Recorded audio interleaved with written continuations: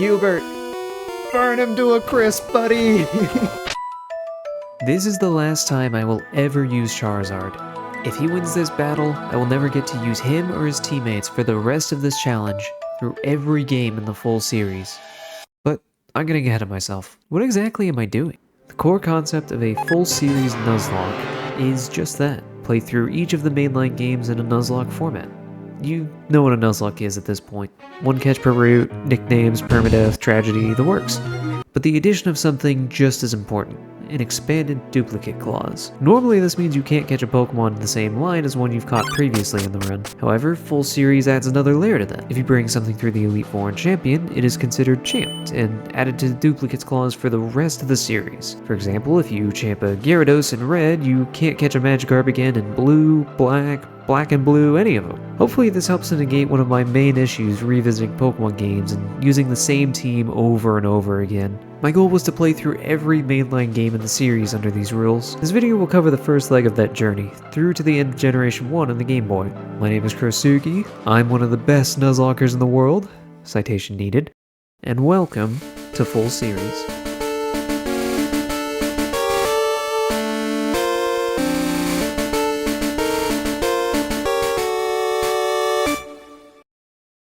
There's no better way to start this challenge than right at the beginning with Pokemon Red, Blue, Green, and Yellow in Generation 1. Yes, for some reason, this challenge includes Pokemon Green. The original version is a Japanese exclusive and only available in that language. I tried my best to play through it. Why did I pick that up? I don't know what it is.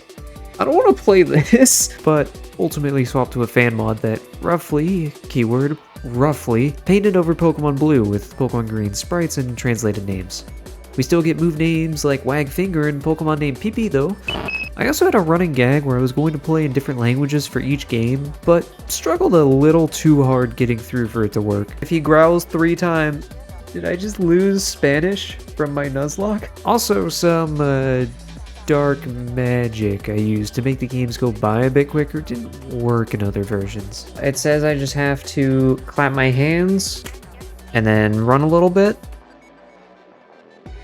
That's not Pikachu. I did it the wrong way. I have to do, I did that, I clapped to the right, I have to clap to the left. Okay. The dark magic isn't working. Sorry, no, that wasn't the right spell. I think I just caused an earthquake somewhere. This is the spell that should work. This time, snap both fingers. Take a few steps. My beautiful Pikachu. It's the right color. I'm gonna catch it. It's Pikachu! Eventually, thankfully, I managed to get a run going on each game. The starting routes before Brock typically aren't all that crazy, aside from the amount of times I lose to lab rival. Grunyido! Good shit, Hubert. We need more like that. Oh! Oh my god. We lose. Take 3. Just Thundershock. Everything else is a fool's delusion. Alright. You fucking... Uh-oh. You got this. Come on. Come on. Let's go! Did you just pog? What was that? We also always get a Rattata, Pidgey, and Bug of some form or fashion, but the last one can vary. Rock himself is usually a pushover, big usually here. I'm playing by hardcore Nuzlocke rules, which, on top of being unable to use items in battle and playing on set mode, applies level caps on your Pokemon that only increases when you beat that next gym leader. My first time getting here on Red, I thought the level cap was 12 instead of 14. Additionally, as you may recall, Red is the game where I chose Charmander and thus don't get the freest win against him. It's when Onyx came out that we had to play extremely carefully. Onyx, isn't a threat, but my team was poised to be in the exact position for it to be problematic. Though Brock doesn't actually have any rock moves, I had to be careful putting out too much in case he clicked Bide. Thankfully, with a burn on the Onyx, we managed to make it through with some swaps and lowering his defense enough for attacks to make a dent. Literally every other time I fought him it was a sweep, I promise. Even a Butterfree gets through thanks to confusion. From here, we make our way over to Cerulean and Misty's gym. On the way, we usually get a Sparrow, literally always pick up a Zubat and Mount Moon, and then hardly ever use it. I want Crobat, damn it. But we can get a couple weird ones like Jigglypuff. The grass just outside Cerulean also lets us catch some version exclusive, which, since 3 of these games are based primarily off of Blue's Encounter table, yeah, we usually get Sandshrew. Did you know Sandshrew and Sandslash learn one move that isn't normal type in their level up learn set? Did you know it's Poison Sting? Also at this point, in the runs where we picked up a Nidoran, we can already have royalty before Missy's gym. Nidoking especially is insane in this game. Dig, Thrash, Surf, so much coverage and great stats to use him on way too early for most of what you're fighting. Speaking of Misty, she's actually prone to causing issues. Without taking Bulbasaur, it's not a guarantee that you'll have something that can withstand too many fully evolved Bubble Beams from her Starmie. Oh, and your crit rate is tied to your speed in this game, and Starmie is fast. Pretty much every fight against her had her landing at least 2 or 3 crits. Other than Lab Blue, Misty caused my earliest death on a run, critting my rat in red. Other games were able to get through unscathed, with my rat even getting a revenge kill later on. We can even get a gift Bulbasaur and Cerulean in yellow to handle the fight, something done by stuffing hundreds of potions into a full health Pikachu to make it love us more. Honestly, the partner Pikachu is a really hype addition to the game. Kinda wish this mechanic had more depth or love in future games. After that, we go to Bill's weird zone and fight Blue en route, but since I always delayed the fight till after Misty and got an increased level cap, he was never a problem. What is a problem is the fact that Abra, a pretty common and very strong this generation, encounter in the grass knows teleport. My first run, I threw a Pokeball and it got away. Next run, I delayed until I had Great Balls, and what do you know, it escaped. I pretty much only got it in green whenever I was frustrated with the game crashing so many times and used Dark Magic again to capture it like everything else that run. For some reason, this split has a second rival battle which causes as much trouble as the first. Before leaving the SSN, make sure to fish off the dock for your Magikarp encounter. Super Soaker, that works.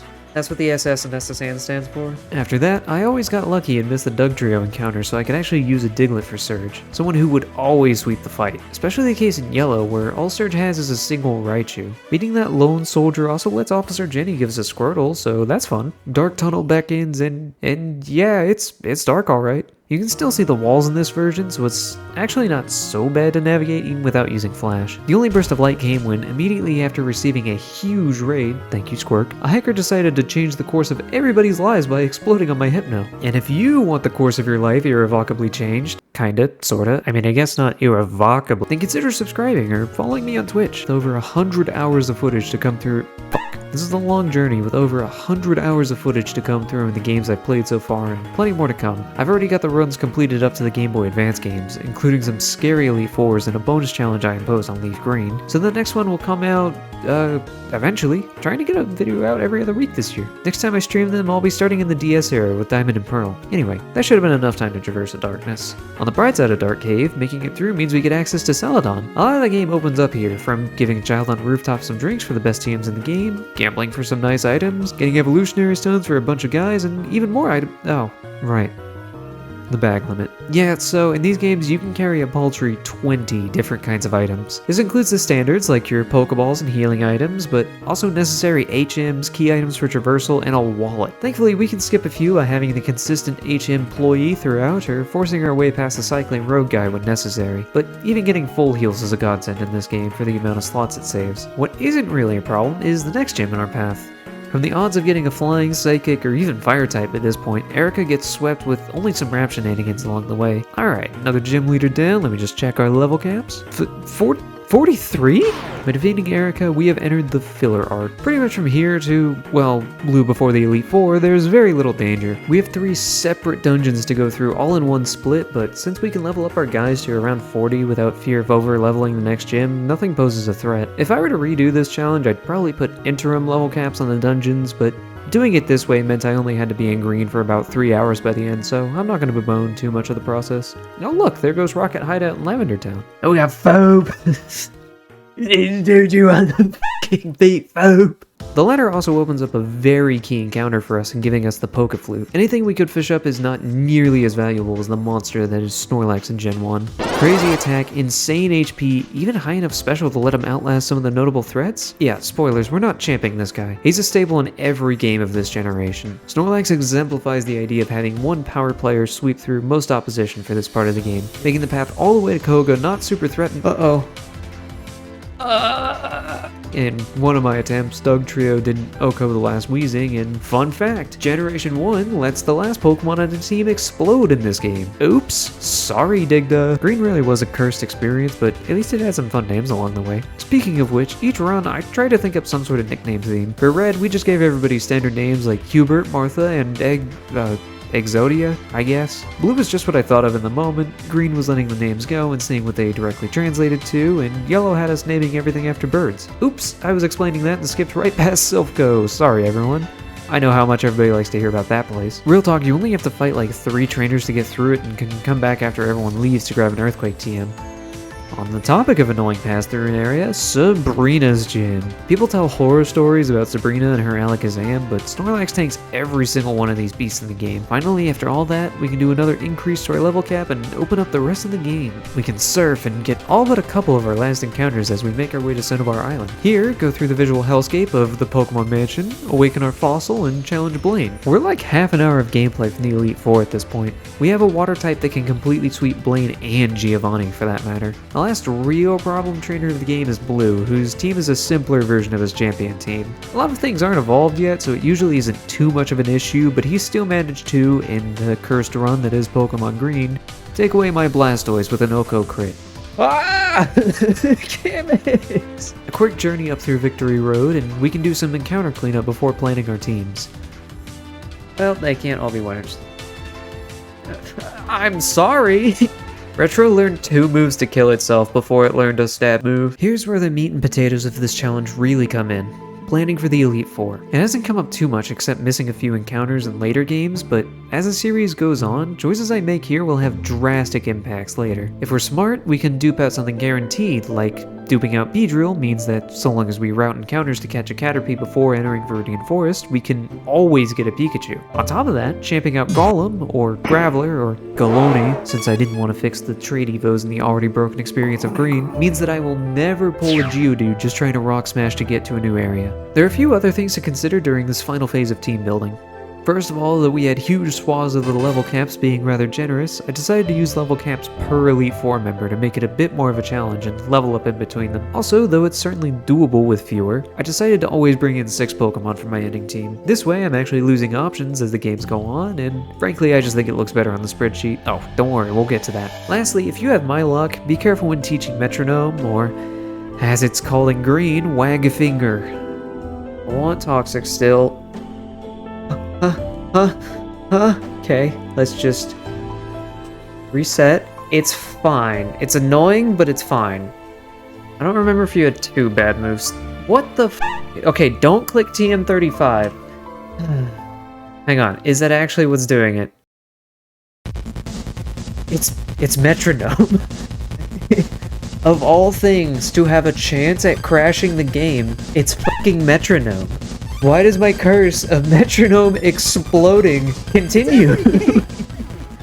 It's every game! The first Metronome always fucking explodes! Without further ado, let's finish off Generation 1.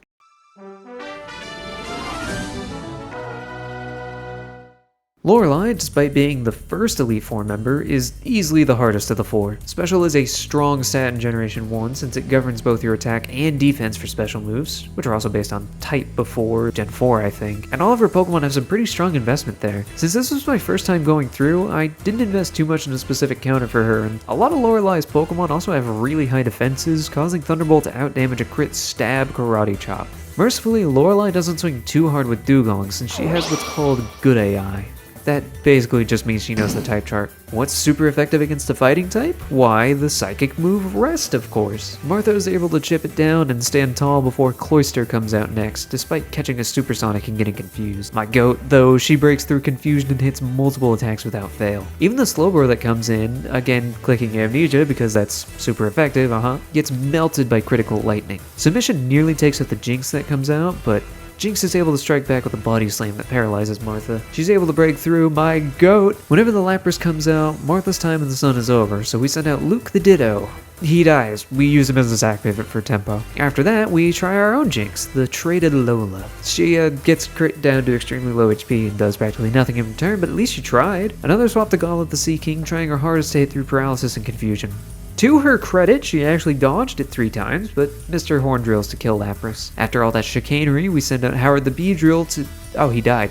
So I might have forgotten exactly how poorly this fight went, or how my choices may have been quite f***ing awful, but it's Hubert's time to shine. With some hard thinking, Flamethrower seems like the best option. Unfortunately for us, Lapras lives on low HP, pretty much sealing our fate. Except for the fact that Lorelei has a 50% chance to use a super potion on her Pokemon at low HP. Yeah, not even a Hyper or something. These Elite Four members would be really problematic if they had better items. Also, the AI decides its move the second before it uses them, meaning they can use potions mid-turn like this. Despite this being our end screen, hey, we can pull through the rest of the Elite Four. After her is Bruno, someone who I'd eventually come to describe as the very welcome reprieve after the demon that is Lorelei. Hoo-ha! So, here's the thing.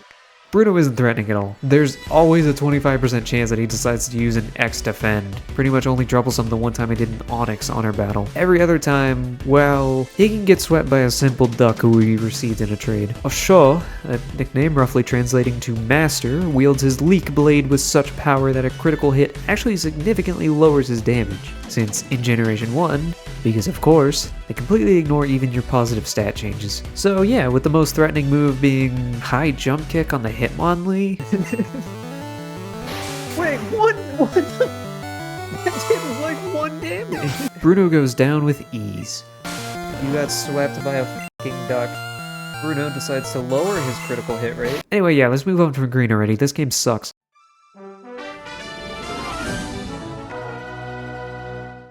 Agatha is next on the list, whose fight I made harder in blue by leading the wrong monster. Marcel the Trade Mr. Mime. He actually does really well in the rest of the Elite Four, just kinda outsped and confused and yeah, time to bail. Commander! Clutch up. Well, somehow Commander had enough aura while slapped and confused to scare off Gengar, baiting out Golbat instead. Commander, even after waking up, hits itself in confusion and we just have to switch away. Garlic, the oddly symmetrical Kingler, came in afterwards to try and clean up the bat, managing to break through just enough confusion to take it down despite the damage taken. Unfortunately, Garlic wouldn't get another moment to shine since Gengar came back in to sleep and dreamy after the fact. Alright, well I can take another Nightshade so long as I don't... Oh. Yeah, it has Dream Eater. Okay. So, 3 taken out of commission, all to take out a single bat. Here though, as will slowly become gospel for these runs, my normal flying powerhouses know how to clean up. Beach Boys the Dodrio, I don't remember why he was named that, gets a huge crit to bait out another 50-50 super potion from Agatha. Plentiful crits get us through Haunter and Arbok, even if the latter managed to get out a glare to try and slow us down. I'm halfway convinced Paralysis just didn't work this gen, since we can fight through all of them to clutch out a win, earning an early MVP slot for Beach Boys. Now, on to the last member.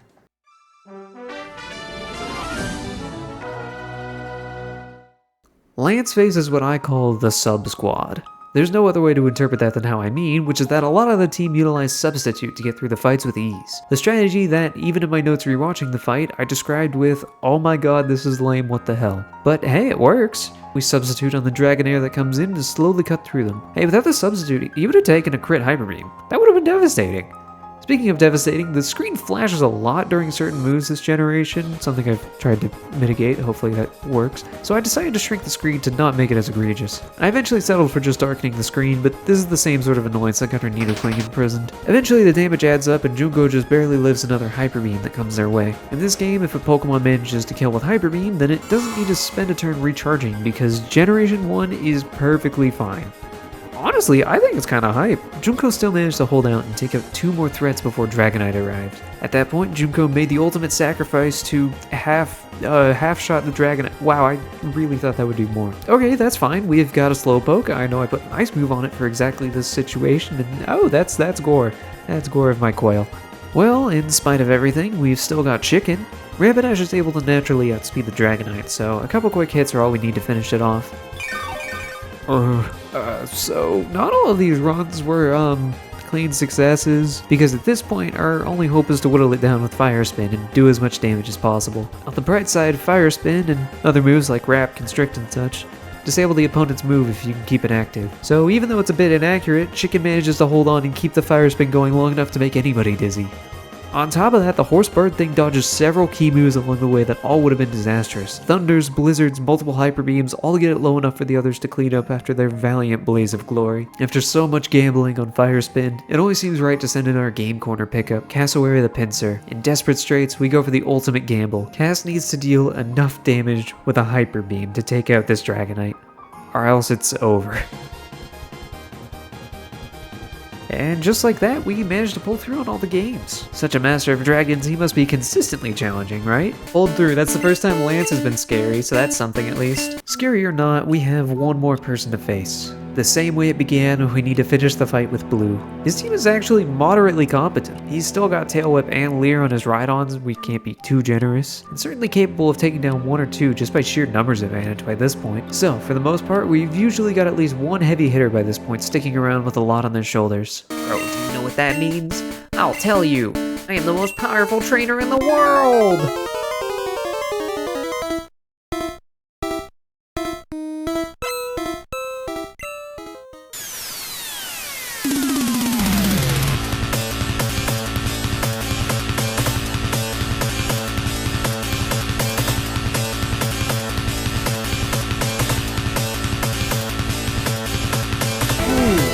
Let's fucking go myself.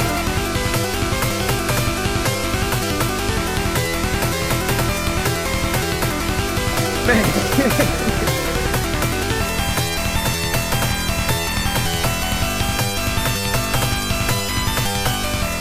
Hold. Let's fucking go. It's all up to you, Nidoqueen. Hubert. Am I live this? Oh, fuck. Right, it's one of these. Let's go, be blind! Guaranteed MVP this run. In Cass, you have one more enemy to take out. What the f*** is a tight matchup?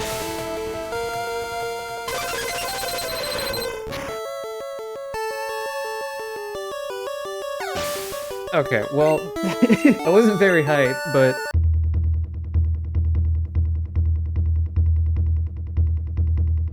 if this doesn't kill and he gets another crit, I'm gonna be pretty upset.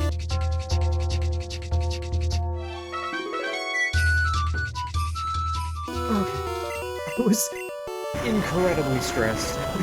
I did not want to play through all of Green again. I was actually incredibly stressed once I realized, oh, I'm actually down to the wire here. Hubert, burn him to a crisp, buddy! And it ends like it began. First and last battle of the game involved my starter getting a crit against Blue before my teams enter the Hall of Fame. And a spreadsheet. I genuinely loved making a sheet detailing my teams and immortalizing them in some small way. I've had this tab up pretty much since I started this project over a year ago to incentivize working on it sooner or later, and well, it took a bit, but I got there. Seeing all my guys in red powering through my, third completed Nuzlocke ever, remembering just how much of an ordeal it was to capture Feud, imprisoning Nidoqueen for crimes against Twitch chat and casting 100,000 volts directly into her eyeballs, and even making my own fucked up rendition of Team Rocket. I think it works. Though it was a nice way of memorializing my journey, there was one more thing I had to do before leaving Gen 1. I don't know how to do this. Whoa! Shit! Yeah! Go Pikachu! Fucking balling! It just says use the control pad. It doesn't give me anything else. Whoa! Double! The single? Another double? Triple? No, okay. That was ambitious.